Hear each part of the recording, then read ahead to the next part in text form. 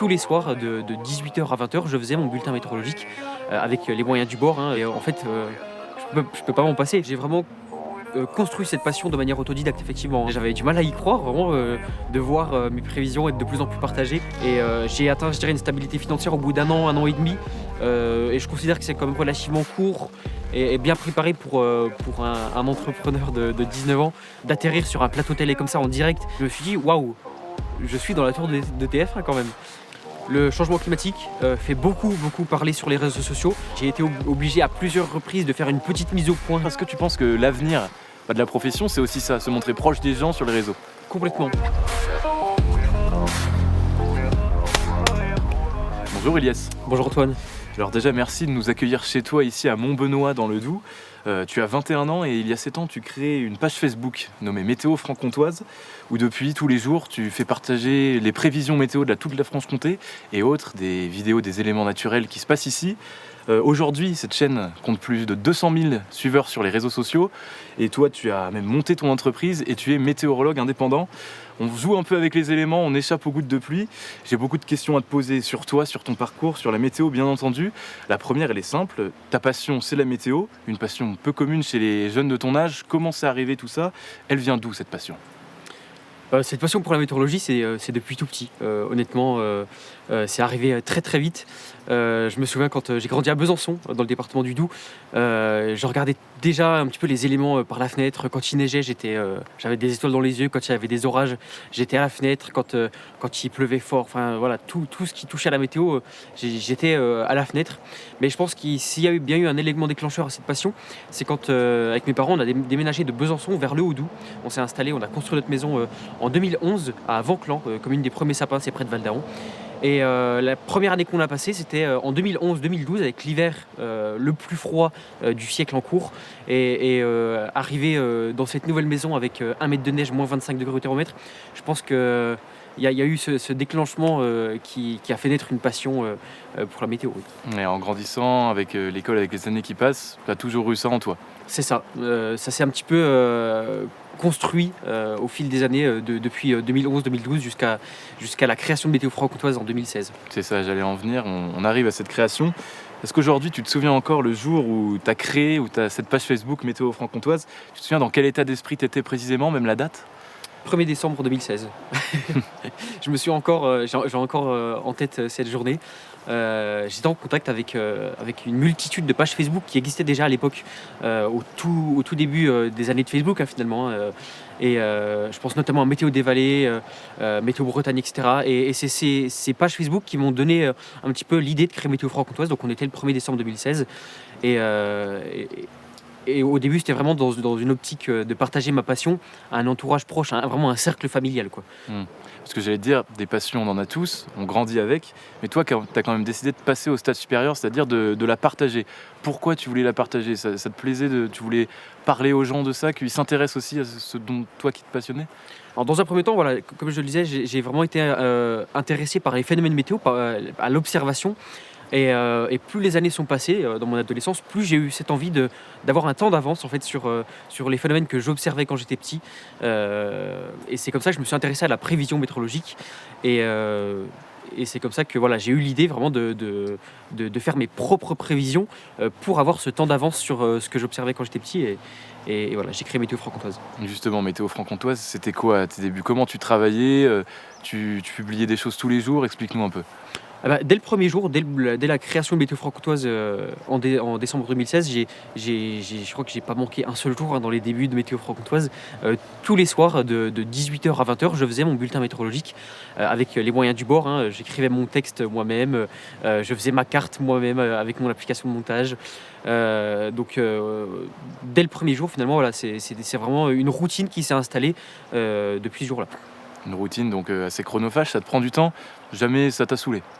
Non du tout. Et puis franchement, dans la météorologie, aucun jour ne se ressemble en fait, puisque le travail, alors certes il est le même, mais il y a toujours quelque chose de différent en fait. On a toujours une nouvelle histoire à raconter dans la construction d'un bulletin météorologique, puisqu'aucun jour ne se ressemble, encore plus en Franche-Comté avec le temps qui change assez rapidement. Donc non, enfin j'ai jamais, enfin j'ai toujours eu cette envie et ce plaisir en fait à faire mon propre bulletin depuis le premier jour. Est-ce que tu te disais déjà, je fais ça pour l'avenir, je veux devenir météorologue un jour, ou c'était pas du tout dans cette optique? Du tout. Quand j'ai créé Météo Franc-Comtoise, j'avais d'autres projets professionnels. Alors c'était en troisième, hein, donc j'étais encore assez jeune. Mais en troisième, justement, j'avais comme projet de plus partir dans l'agriculture dans ma vie professionnelle. Et c'est d'ailleurs pour ça que je suis parti dans un lycée agricole du côté de Belfort pour devenir producteur maraîcher. J'ai fait mes études dans le domaine, mais voilà, quand je faisais mes études dans ce domaine-là, j'avais encore comme projet de garder Météo Franc-Comtoise comme une passion, comme quelque chose en plus à côté. Mais plus les années sont passées et finalement plus la météo a pris de la place dans ma vie. Et c'est comme ça que finalement j'ai décidé de garder Météo Franc-Comtoise. Ouais. Et tu as vite vu que ça prenait, tu as tout de suite vu qu'il y avait un engouement, que les gens te suivaient. Comment on passe à 14 ans, on crée une chaîne? Comment on vit ça quand on voit les commentaires qui s'accumulent, les j'aime? Comment tu l'as vécu toi? Des souvenirs que j'avais du mal à y croire vraiment, de voir, mes prévisions être de plus en plus partagées. Enfin, j'avais déjà, des étoiles dans les yeux quand je voyais, 5 000 abonnés. Mais je pense que là où vraiment, il y a eu un tournant dans le projet Météo Franc-Comtoise, c'est la médiatisation qui est arrivée, je dirais, en janvier 2018, donc à peu près 1 an et demi après la création de Météo Franc-Comtoise. Janvier 2018, voilà, il y a vraiment eu une médiatisation qui a permis à Météo Franc-Comtoise d'être encore plus connue.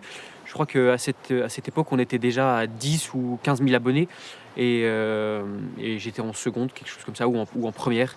Et c'était déjà incroyable, quoi. Ouais, quand même assez jeune et des gros chiffres. Ça t'a jamais fait peur cet engouement? Ça t'a peut-être poussé à faire plus? Jamais t'as eu un coup de stress en te disant là je peux plus faire d'erreur, je suis beaucoup suivi?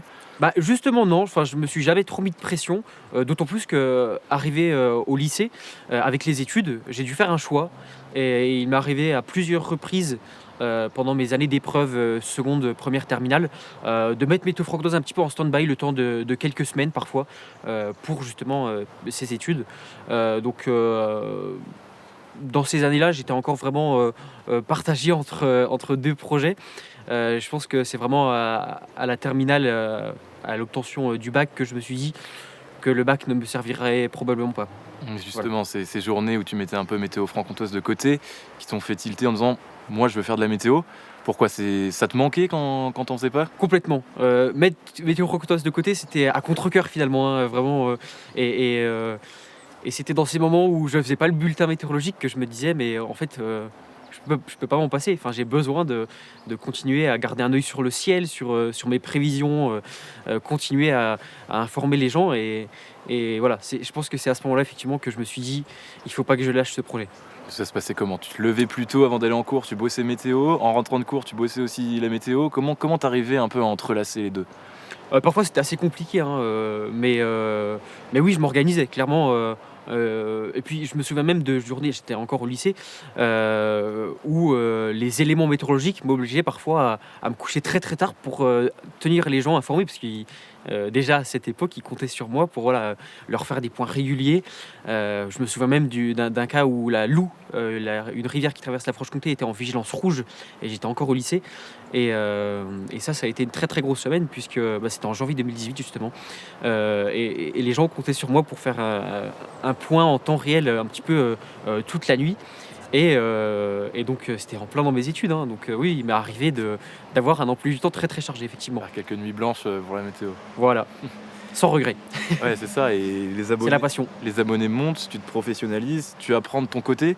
Ça, comment t'as appris? T'as tout fait en autodidacte? Comment c'est venu tout ça? J'ai vraiment construit cette passion de manière autodidacte effectivement, hein. Je me suis, très, très vite penché sur le moyen, de prévoir le temps avec, différents, collègues, aujourd'hui de météo. J'ai ouvert des livres, j'ai regardé sur internet, j'ai échangé avec de nombreux météorologues mais c'est venu très, très vite finalement, hein.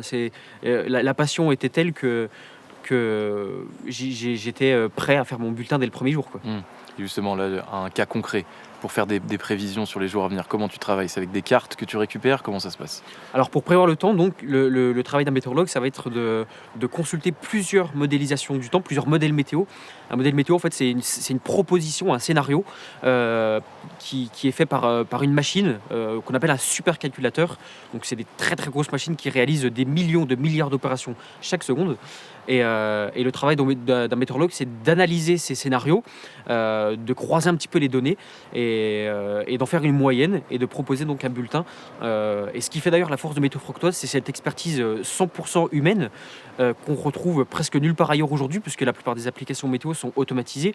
Elles n'utilisent qu'un seul scénario. Et c'est d'ailleurs pour ça qu'on a souvent quelques surprises, quelques petites erreurs qui se glissent dans les prévisions de nos applications, à la différence de Météo Francoise, où vraiment c'est un panel de modélisation qui est étudié jour et nuit par un humain. Ouais, donc beaucoup du temps passé par toi aussi. Et j'allais te dire, là on entend, t'en parles avec passion. Tu finis les études, tu lui en as parlé, tu as ce déclic, tu dis tiens, je veux en faire mon métier. Tu te souviens quand c'était, quand tu as pris cette décision? Je pense que c'était, de souvenir, c'était autour du bac, je pense. Ouais. Vraiment cette époque où j'ai mis Météo Franc-Comtoise de côté pour les études, j'ai réalisé qu'en fait, s'il fallait faire un choix, ce serait Météo Franc-Comtoise. C'était un projet qui était beaucoup trop avancé déjà à cette époque pour le mettre de côté en fait. Et on peut savoir ce que tes parents en ont pensé. Parfois, ça peut faire un peu peur de se dire mon fils quitte des études classiques, se lance lui-même. Est-ce que tu as eu des discussions? Comment ils sont tes parents avec toi par rapport à ça depuis le début? Ils m'ont toujours soutenu, ils ont toujours pris le chemin que j'ai voulu emprunter. Donc non, il n'y a vraiment jamais eu... on a toujours été en accord sur ce que je voulais faire. Ils m'ont toujours soutenu, même dans les premiers jours. Je me souviens encore de mes parents qui corrigeaient mes prévisions, qui avaient encore... pas mal d'erreurs au début, forcément. J'étais au collège, donc j'avais encore pas toutes les notions d'orthographe et de grammaire, mais non, ils m'ont toujours soutenu et je suis d'ailleurs le premier dans la famille qui me lance en tant qu'auto-entrepreneur, donc c'est une expérience qu'on vit tous ensemble finalement. Ouais, une aventure familiale. Tu étais jeune, il y avait les réseaux sociaux, ça les a pas inquiétés aussi de te savoir à 14 ans que tu interagissais sur Facebook par exemple? Ils ont toujours été derrière moi pour surveiller quand même un minimum, hein, évidemment, mais il n'y a jamais eu trop de soucis, ça s'est toujours bien passé. Et ça, c'est une question plus personnelle. Tu sors des études, tu crées ton entreprise, tu te dis ça y est, je suis lancé, j'ai choisi de ne pas me lancer après le bac. Est-ce que tu as eu des périodes de doute en te disant peut-être que j'ai fait une erreur ou pas du tout? Non, pas spécialement. J'ai été très bien entouré dès le début, dès la création de l'entreprise. Donc non, j'ai pas spécialement eu de doute, d'autant plus que le projet était bien avancé. J'avais vraiment préparé le projet finalement et j'ai atteint, je dirais, une stabilité financière au bout d'un an et demi. Et je considère que c'est quand même relativement court et bien préparé pour un entrepreneur de 19 ans. Donc non, ça va, j'ai toujours eu confiance en mon projet. Ouais, on l'a dit, tu as lancé ton entreprise, aujourd'hui une indépendance financière. Est-ce que si tu peux l'expliquer, tu peux un peu nous décrire ta journée type d'aujourd'hui? Il y a les prévisions qu'on voit sur Facebook, mais il y a autre chose. Alors ma journée elle commence avec France Bleu Belfort-Montbéliard. Je me lève, j'interviens sur l'antenne à 7h18 en direct. Et donc j'annonce le temps de la journée au territoire sur le territoire de Belfort, le département du Doubs, la Haute-Saône. Ensuite, ma journée elle va surtout dépendre des conditions météorologiques. Si c'est agité, s'il y a des intempéries, là ça va être beaucoup du suivi en temps réel pour tenir informé la communauté de 200 000 personnes qui me suit. Si le temps est plutôt calme, je vais avoir le temps de me consacrer sur des projets, sur la mise en place de nouveaux services météorologiques aux professionnels, puisque je rappelle que l'entreprise elle a seulement 3 ans, elle est encore en pleine expansion. Et il y a beaucoup à faire dans une entreprise comme celle-ci qui finalement est unique en Franche-Comté. Et ensuite envoyer mes prévisions à des radios associatives qui sont en partenariat avec Météo Franc-Comtoise et ensuite préparer le bulletin, en fait la mise à jour du site internet de Météo Franc-Comtoise entre généralement 16h et 19h. Et le temps de travail de ce bulletin météo il est très variable. En fonction des intempéries, ça va être plusieurs heures s'il y a de la neige, des intempéries qui sont annoncées, un épisode venteux, et ça pourrait être moins d'1 heure si c'est anticyclonique avec du soleil à perte de vue, quoi. Ouais, donc des activités diversifiées. Et en préparant l'interview, j'ai vu aussi sur ta page Facebook que tu n'hésitais pas à aller sur le terrain, à aller filmer aussi Tout à fait. toi-même. Ça, c'est une activité auquel tu tiens, ça te fait vivre aussi en quelque sorte. Et c'est ce qui me plaît beaucoup justement dans ce côté météorologue indépendant, c'est que je choisis un petit peu mon temps comme je veux en fait. Quand il y a des intempéries, j'hésite pas à me rendre sur le terrain pour filmer un petit peu, que ce soit voilà, un épisode neigeux, les dégâts d'un orage. Et c'est du contenu du coup que je partage en temps réel sur la page. Donc je suis un petit peu aussi reporter météo finalement. Tu te souviens peut-être d'un l'élément naturel qui t'a le plus impressionné, que tu as partagé, ou dont tu es le plus fier d'avoir capté l'image? Je pense notamment à la macro-rafale qui a balayé le Haut-Doubs et la Chaux-de-Fonds. C'était en juillet 2023. Ça a été particulièrement marquant pour moi comme pour les habitants. Le bilan humain était même assez lourd. Et c'est un type d'orage qui est assez difficile à appréhender. Même moi, en tant que météorologue indépendant, météorologue local, j'ai été assez surpris par la survenue de ce phénomène. Et les images étaient impressionnantes, oui, ça m'a marqué. On a la pluie, on a les cloches. Ton adolescence, tu as beaucoup parlé météo, tu as grandi avec la météo. Est-ce que tu n'as pas eu le sentiment de louper certaines choses, même en termes social ou au collège, au lycée par exemple? Et bah, contrairement aux apparences, pas du tout. Justement, j'ai vraiment eu une enfance comme une autre. Mes meilleures années ont été celles du lycée, de l'internat. J'ai beaucoup eu d'amis. Enfin, vraiment, j'ai vraiment eu un entourage exceptionnel, beaucoup de soutien. Et j'ai vraiment rien loupé à mon adolescence. J'ai vraiment eu l'adolescence que je voulais. Finalement, la création de Météo Francoise est arrivée au bon moment. Moi, ce que je trouve marrant, c'est certains sur les commentaires disent que c'était un peu le présentateur météo nouveau par rapport aux présentateurs télé ou radio qu'on puisse compter. Tu es sur les réseaux sociaux un peu comme un influenceur. Est-ce que tu penses que l'avenir de la profession, c'est aussi ça, se montrer proche des gens sur les réseaux? Complètement. Et c'est d'ailleurs ce qui marche beaucoup sur Météo Franc-Comtoise et ce qui se démarque un petit peu d'autres projets météo, c'est cette proximité que je mets avec la communauté qui me suit, parce que je leur dois beaucoup. C'est à eux que revient en grande partie la réussite de ce projet. Donc oui, enfin, c'est l'avenir finalement, hein. Et le contenu, le contenu sur les réseaux sociaux, on voit aujourd'hui que ça cartonne. Météo Fructose va d'ailleurs se développer sur d'autres plateformes comme TikTok, Instagram dans les mois qui vont venir. Donc oui, complètement. Et justement, l'autre face des réseaux sociaux, c'est aussi parfois un manque de modération. Est-ce que toi, tu as déjà dû faire face à des situations un peu mauvaises, des mauvaises expériences ou pas? Le changement climatique fait beaucoup parler sur les réseaux sociaux, du bon côté comme du très mauvais côté. Et effectivement, la modération sur les réseaux sociaux, ça devient un réel problème. J'ai été obligé à plusieurs reprises de faire une petite mise au point, justement, notamment pour un petit peu rétablir certaines vérités sur le climat, parce que c'est vrai que les réseaux sociaux donnent la parole parfois aux mauvaises personnes, malheureusement. Et j'ai toujours été engagé justement à rétablir certaines vérités sur le climat, parce que certaines notions ne sont pas du tout acquises, malheureusement. Mais c'est toujours un plaisir, malgré tout, d'apprendre certaines choses à ma communauté et à plus s'il faut. Et ça t'attriste de voir ça, certaines personnes qui peuvent remettre en cause tes analyses? Ça m'attriste, non. Enfin, de toute façon, j'ai conscience que la météorologie, c'est pas une science exacte et que même le meilleur météorologue du monde peut se tromper.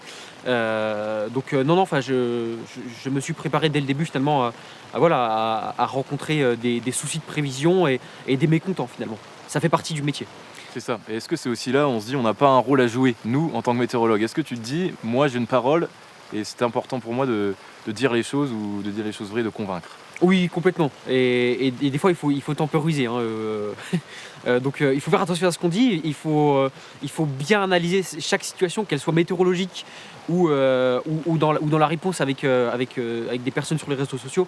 Voilà, c'est le métier de météorologue. Et ce sujet, même personnellement, en tant que professionnel, toi, dérèglement climatique, ça t'angoisse personnellement? Comment tu le vis? Comment tu le sens? J'ai un œil permanent justement sur la situation climatique, qu'elle soit en cours ou à venir. Et parfois, c'est bien aussi de dire les choses comme elles sont, même si ça plaît pas, enfin, même si c'est un côté un petit peu inquiétant. Mais voilà, c'est la réalité. Et il y a certaines réalités climatiques qu'on ne peut masquer. Donc j'ai pas toujours eu le choix effectivement de dire les choses, climatiquement parlant. Et ton avenir, comment tu le vois, comment tu le sens, comment tu vois l'évolution de Météo Franc-Comtoise? Météo Franc-Comtoise a de belles années, c'est un projet qui a de belles années devant lui.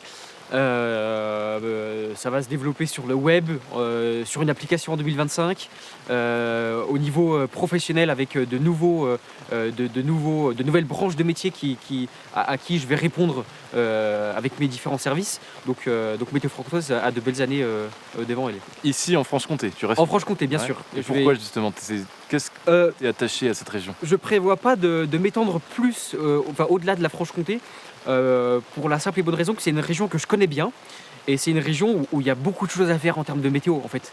On a un petit peu tous les climats ici, du très froid au très chaud, on a des tornades, on a beaucoup de gel, on a beaucoup de neige, même si c'est de plus en plus rare, mais il y a beaucoup de choses à faire en Franche-Comté et puis il y a d'autres projets sur d'autres régions, donc j'ai pas de raison d'aller ailleurs en fait. Et imaginons, question un peu piège, si un gros média vient te démarcher pour intéresser par tes services, qu'est-ce que tu fais? Tu y vas? Tu quittes Météo Franc-Comtoise si tu as une offre qui vient comme ça? Je pense pas, je pense que je resterai sur Météo Franc-Comtoise, c'est un projet qui est beaucoup trop avancé, auquel je tiens beaucoup trop pour faire un trait dessus et je pense que j'ai vraiment tout ce qu'il me faut ici. Cette indépendance en fait me plaît beaucoup. Être sur le terrain plutôt que dans un bureau toute la journée, c'est ça qui fait ma passion en fait. Tu qualifies souvent ce projet comme une aventure. Pourquoi ce mot aventure? Parce que c'est une aventure, il y a eu tellement de choses, tellement de caps que j'ai franchis avec ma famille et mes abonnés, que en fait c'est une aventure. J'ai créé un petit peu une famille météorologique en Franche-Comté et chaque cap qui est passé avec Météo Franc-Comtoise, que ce soit le cap des 100 000 abonnés, des 150 000 abonnés, une émission qui est diffusée dans toute la France, et je le partage comme je le partage avec des amis sur les réseaux sociaux de Météo Franc-Comtoise. Et voilà, quand je partage ce type de cap, j'ai vraiment l'impression de le partager avec des amis. Et c'est pour ça que je qualifie Météo Franc-Comtoise comme une aventure. Parce qu'en fait, il y a ce côté très social, très humain qui est ancré depuis le premier jour. Et ce qui est fou, c'est quand on lit les commentaires, on entend les gens, on dit moi je regardais Météo avec lui, plus que Météo France. Pourquoi ça marche autant? C'est quoi le secret? Le secret de Météo Franc-Comtoise, je dirais que c'est déjà ce côté humain, 100% expertisé. C'est ça qui fait la qualité des prévisions de Météo Franc-Comtoise. Et puis, comme je le disais aussi, c'est cette proximité que je mets avec la communauté. Enfin, les gens me connaissent, savent qui je suis, comment je m'appelle, quel âge j'ai, à quoi je ressemble. J'ai une voiture qui est floquée. Enfin, je veux dire, j'ai ce contact avec les personnes qui me suivent qui est unique en fait. J'ai jamais eu cette envie de me cacher derrière mon écran. Et voilà, je suis météorologue indépendant, reporter météo. J'aime discuter avec les gens. Et c'est ça qui plaît et c'est ça qui me plaît aussi. Quand tu vois le nombre de fans, de followers, quand tu vois tes contenus suivis, jamais ça t'impressionne? Tu penses jamais au nombre qu'il y a derrière ou un petit peu quand même? Un petit peu quand même. Parce que là, on approche des 200 000 abonnés sur la page Facebook. On dépasse les 200 000 abonnés sur tous réseaux sociaux confondus. Donc jamais je me serais imaginé atteindre un tel nombre d'abonnés. C'est toujours aussi impressionnant. Et je suis très très reconnaissant des personnes qui me suivent. Ouais, c'est vrai qu'on peut se dire on a aussi un devoir de bien informer quand il y a beaucoup de monde. Ça te prend du temps. T'en as jamais eu marre? Non, jamais? Non, la passion reste intacte depuis le premier jour. Tu t'avais dit que tu n'avais pas connu de moment de doute. Est-ce que dans cette aventure, il y a quand même eu des moments difficiles, des caps qu'il y a eu à passer avec un peu plus d'effort, de persévérance? Si tu as un moment où tu te souviens. Je pense que les premières médiatisations ont été assez impressionnantes pour moi. Je me souviens encore du 16 mars 2019 ou 2020. J'ai été invité sur le plateau de LCI, dans la tour de TF1. Et j'étais encore jeune, j'avais 16 ou 17 ans. J'avais emmené mes parents avec moi. C'était dans le cadre de la presse, de la semaine de la presse et des médias, et ça a été impressionnant pour moi d'atterrir sur un plateau télé comme ça en direct. Il était 8h du matin, j'ai fait 2 interventions sur ce plateau d'LCI et c'était pas un moment de doute, mais c'était un moment où je me suis dit waouh, je suis dans la tour de TF1 quand même. Et ça va, j'étais entouré de mes parents et ça reste un très très bon souvenir. Malgré le stress que je ne pourrais mesurer de cette journée. Et pareil, jamais de moment de peur face à un phénomène météorologique? Je suis chasseur d'orage. et j'aime, j'ai cette passion pour la foudre. Je la photographie dès que possible. Et si je devais parler de peur, c'est les petites frayeurs que j'ai pu me faire devant certains orages, parce que l'idée d'un chasseur d'orage, c'est d'être au plus proche de l'orage, des éléments. Et c'est une passion qui reste quand même dangereuse. Il faut en prendre conscience. Donc, dans la météorologie, dans ma passion de météorologue, je pense que voilà, c'est ces orages qui sont à la fois effrayants, mais tellement passionnants et tellement captivants que je ne pourrais m'en lasser. Dernière question, si tu avais quelque chose à dire au Ilyes de 14 ans, ce serait quoi? Waouh, c'est une belle question. Si j'avais le Ilyes de 14 ans en face de moi, je lui dirais, je pense, va jusqu'au bout. Crois en ce projet et n'hésite pas. Vraiment, fonce. C'est un projet qui a de l'avenir. J'avais dit dernière question, j'en rajoute une petite. Certains jeunes qui peuvent nous regarder ont peut-être aussi une passion, un projet qu'ils veulent développer mais qui n'osent pas. Ça aussi, si tu as un message à leur dire, ce serait quoi? De croire en eux, parce que à partir du moment où on est passionné, tout est possible. La passion, c'est vraiment le moteur de notre vie. Enfin, franchement, je l'ai vécu depuis mes 14 ans. J'ai jamais baissé les bras, et à partir du moment où on a une passion, il faut la vivre à 200%. C'est le plus important, et ça nous ouvre beaucoup de portes, beaucoup plus qu'on l'imagine. Merci beaucoup, Ilyes. Avec plaisir. Merci à toi, Antoine.